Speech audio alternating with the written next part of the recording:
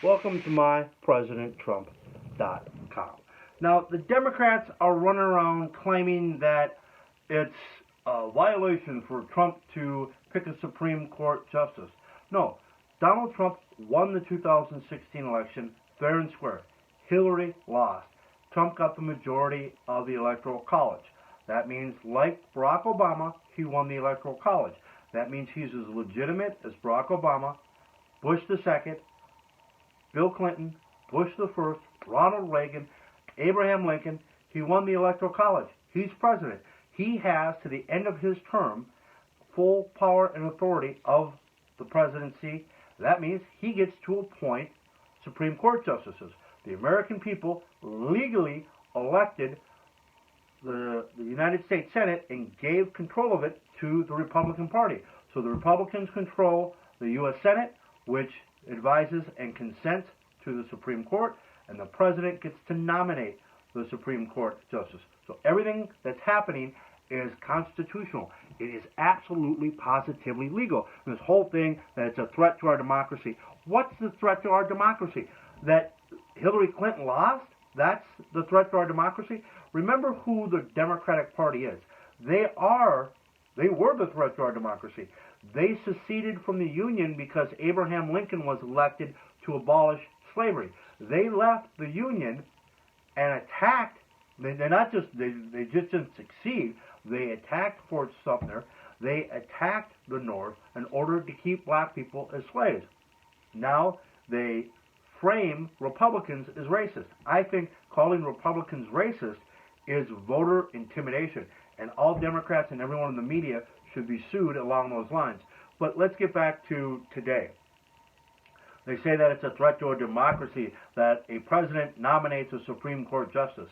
It wasn't a threat to our democracy when Barack Obama nominated a Supreme Court justice.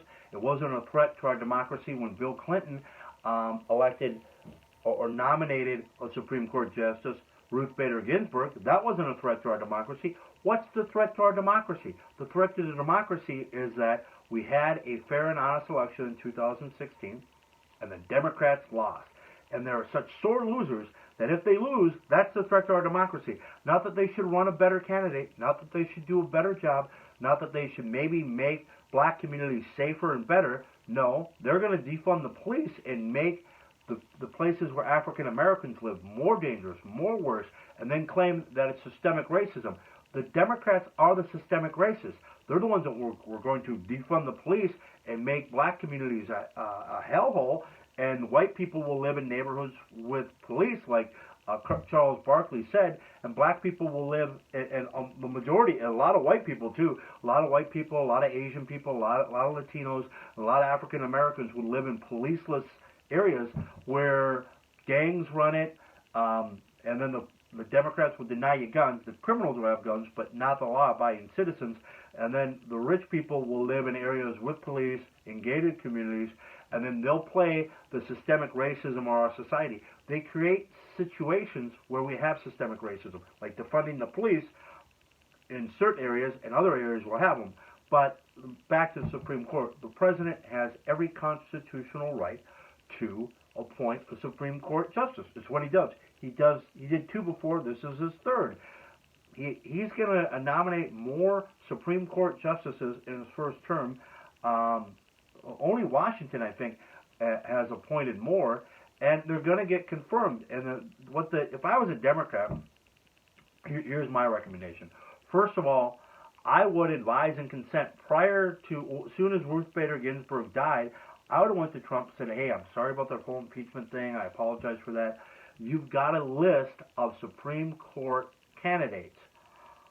Let's advise and consent pre-nomination on that list, and let's get the most favorable person on your list to be your nominee. It's not going to be a Democratic ideal nominee, but it would be a nominee that, of Trump's list, this is the one that is least offensive to us, so please nominate this person.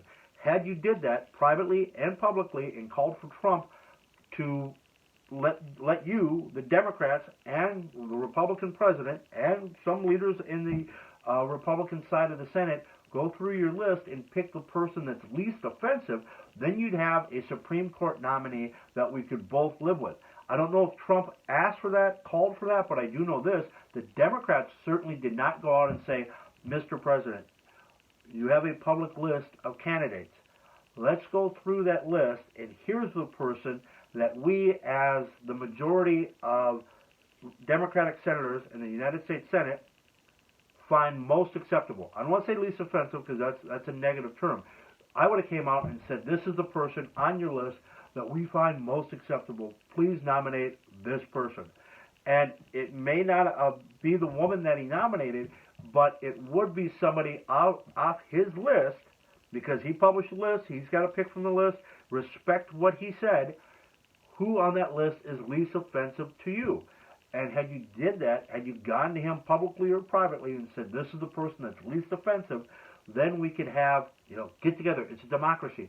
The Democrats need to accept the fact that Donald J. Trump is their president. I run a site called mypresidenttrump.com. I support Donald Trump. I'm voting for Donald Trump. That being said, the Democrats have not supported Donald Trump. They do not accept the fact that he's their president. That's the threat to our democracy. The threat to our democracy is the fact that the Democrats do not accept Trump as their president. I didn't vote for Clinton. Bill Clinton was my president, and I fully supported him on the blowjobs and that whole cigar thing.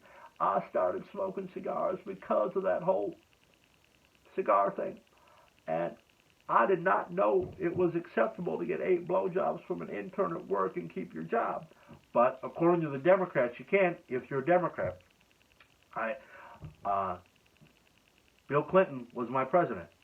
Barack Obama was my president. Jimmy Carter was my president. We have votes.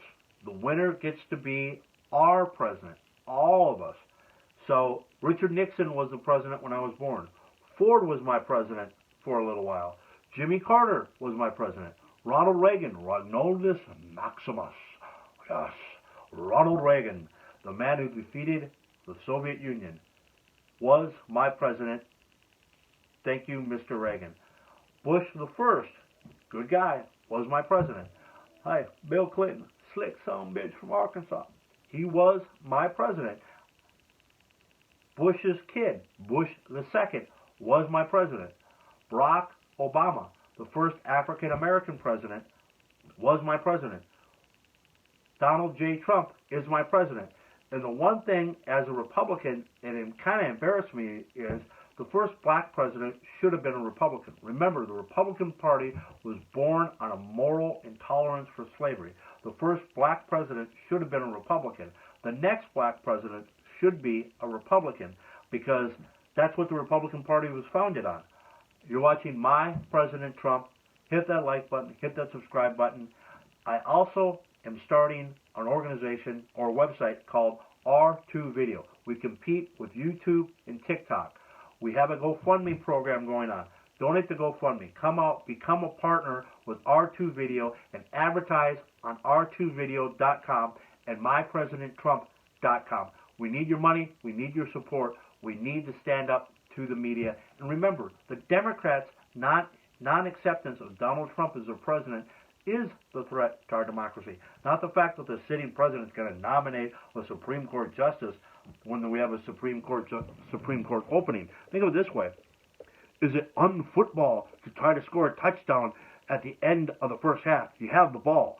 The clock's running out, but you have the ball. You have an opportunity to score. What the Democrats are saying is, if you have the ball and time on the clock, the president is obligated to take a knee, to not try to score at the end of the half. But the president is obligated to punt the ball on first down because there's time left in the half, and the president can't score before the end of the half because, well, he'd be scoring on you. I mean, think if we played football and say it's unfootball, it's undemocratic to try to score before the end of the half. No, the president's got the ball. The president has the Senate, and he's got time on the clock. Throw it in the end zone. Try to score. You're watching mypresidenttrump.com. That's my football analogy. And remember, support us and support r2video.com. Thank you.